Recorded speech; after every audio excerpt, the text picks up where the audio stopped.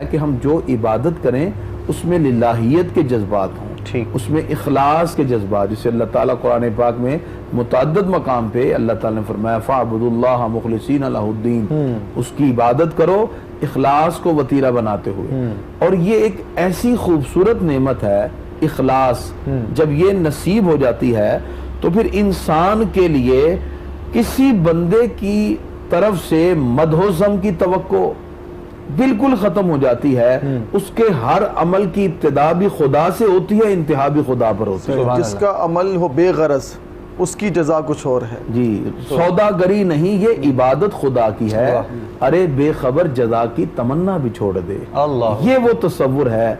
जब नसीब हो जाता है तो फिर इंसान को इस्तिकबाल में वो कैफियत नसीब होगी। हजरत दातागंज में रहमतुल्लाह अलैह फरमाते हैं कि मैं वो नकल करते हैं शेख जुन्नून मिस्री रहमतुल्लाह अलैह का वाक़या कि शेख जुन्नून मिस्री फरमाते हैं कि मैं एक मरतबा हरम में गया तो वहां मैंने खातून को देखा, वो बुढ़िया, लेकिन उसकी चमकती पेशानी से मुझे अंदाजा हुआ कि यकीनन ये बारगाहे उलूहियत में आला मकाम रखने वाली खातून है। तो मैं उनके करीब गया तो मैंने उनसे पूछा, अम्मा जी मिनाई ना जीते, आप कहाँ से आ रही हैं? उन्होंने कहा मिनल्लाह, अल्लाह की तरफ से।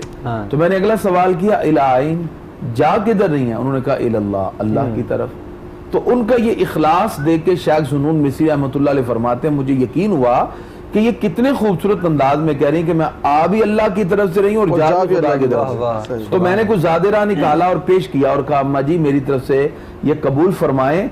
तो उन्होंने मुझे झड़क के कहा कि मैं अमल तो परवरदिगार के लिए करूं और अजर और जजा तुमसे वसूल करूं, मेरा अमल भी परवरदिगार के लिए है और उसकी जजा भी मुझे परवरदिगार ही अता फरमाएगा। तो ये है इखलास का आला तरीन मर्तबा कि इंसान अमल करके फिर उसको भूल जाए। सारा दिन रोजे में है, रात तरावी में है, फिर उसमें परवरदिगार से सिर्फ ये अर्ज करे कि या अल्लाह मैंने ये अमल सिर्फ तेरी रिजा के लिए किया, मैं किसी चीज के हुसूल के लिए नहीं कर रहा, मैं तुझसे सौदागरी नहीं कर रहा कि या अल्लाह मुझे इसके अमल के बदले में मुझे क्या मिलेगा, मैं तो सिर्फ इखलास को अपनाने वाला। तो अगर कोई बंदा तलबकारी लेता है तो फिर वही बात है, इंसान होने के नाते है, तलब तो उसने इंसान की एक सरिश्त में अल्लाह ने एक चीज रखी है, दिल में ख्याल ही आ जाता है, ख्याल आता है, तो फिर भी इंसान उस ख्याल को इखलास के दायरे में ले आए कि परवरदिगार मैं तेरी बारगाह से अगरचे ही अर्ज कर रहा हूँ, अमल तेरी ही रिजा के लिए है, अपनी शान के लायक या अल्लाह तो मुझे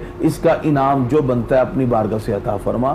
तो इसमें इंसान की अपनी बात भी शामिल हो गई और परवरदिगार की बारगाह में इखलास के जज्बात भी।